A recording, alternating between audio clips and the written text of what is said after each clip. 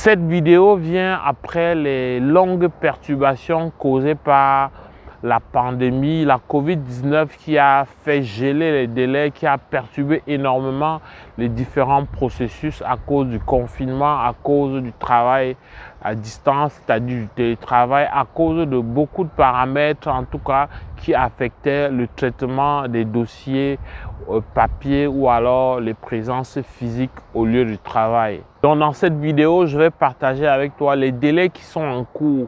À l'heure où j'enregistre les vidéos, j'ai pris la peine d'aller sur le site officiel de IRCC, du fédéral, des délais que tu peux vérifier toi-même également sur ce site-là.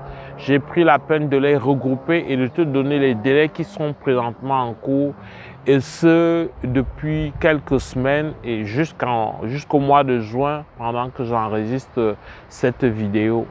Alors il s'agira des délais concernant le permis d'études, c'est-à-dire le visa étudiant, le permis de travail, c'est-à-dire le visa pour les travailleurs, et finalement le visa pour la résidence permanente. Je commence par le délai pour les permis d'études.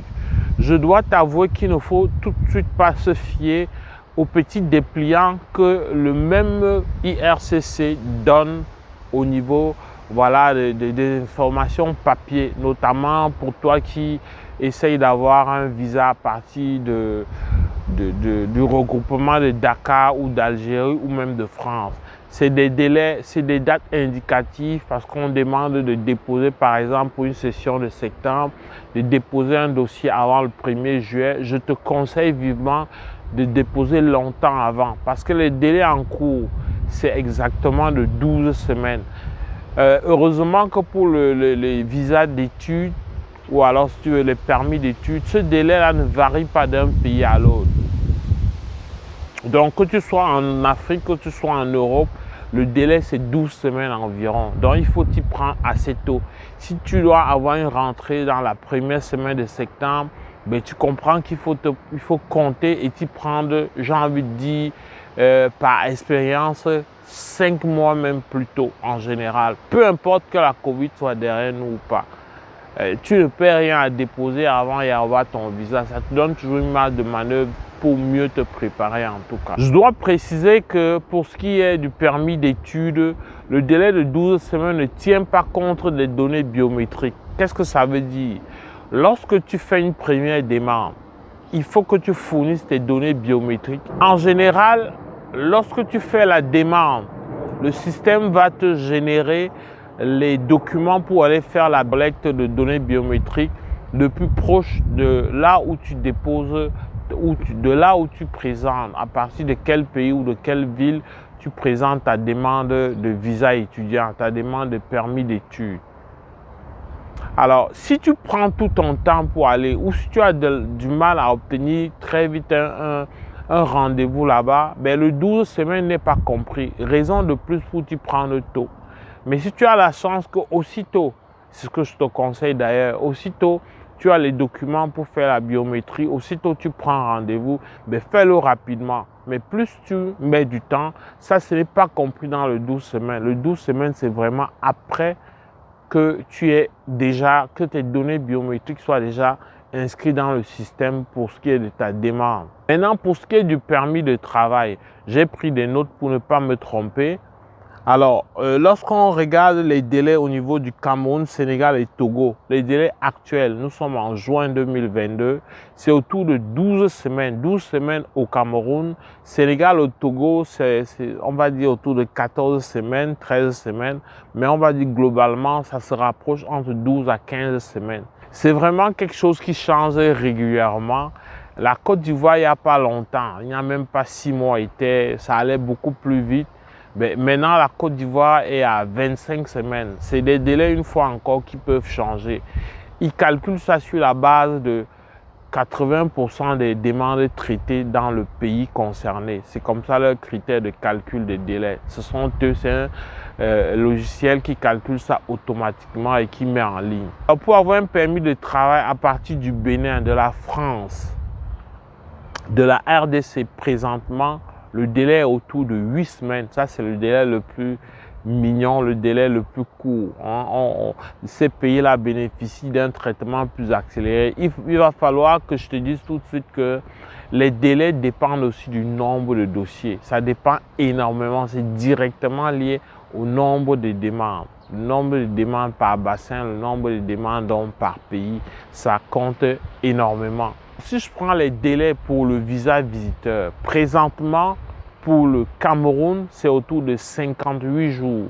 58 jours, tout ce que je vais te donner là, c'est vraiment après que les données biométriques soient déjà enregistrées. Après que tu aies déjà fait voilà, tes données biométriques. Les données biométriques sont faites par celui qui fait la demande pour la première fois.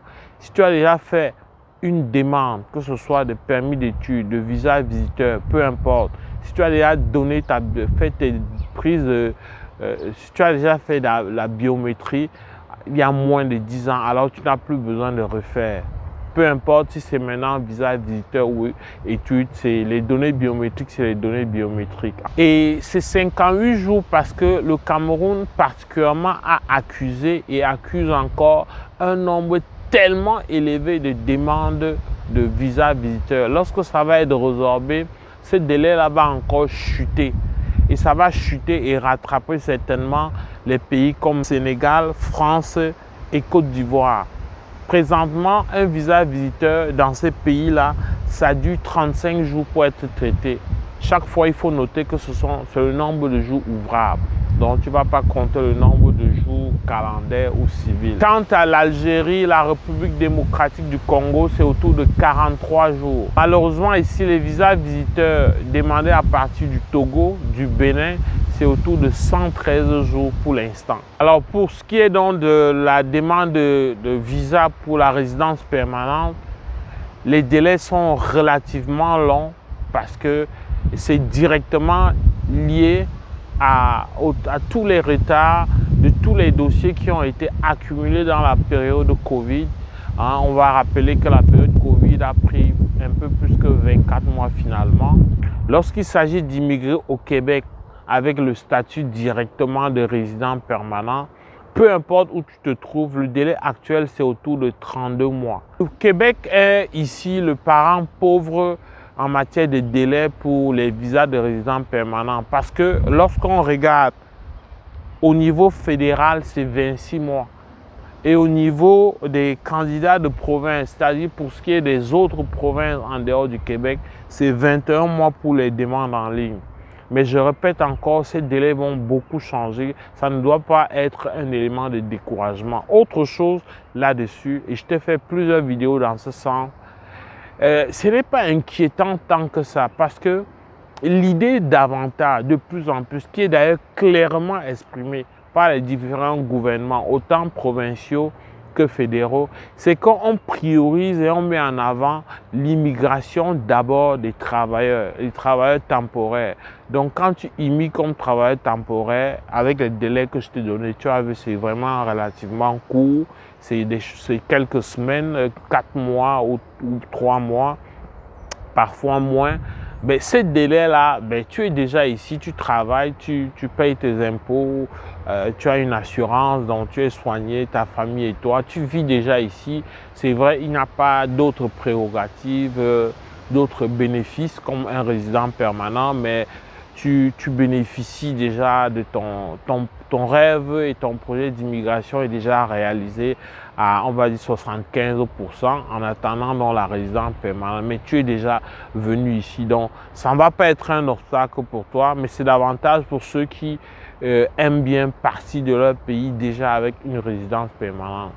J'espère que la mise à jour dans des délais de traitement actuels vont répondre à la question de plusieurs qui reviennent en inbox, qui veulent s'engager, mais qui raisonnablement, c'est normal, veulent d'abord savoir combien de temps ça prend.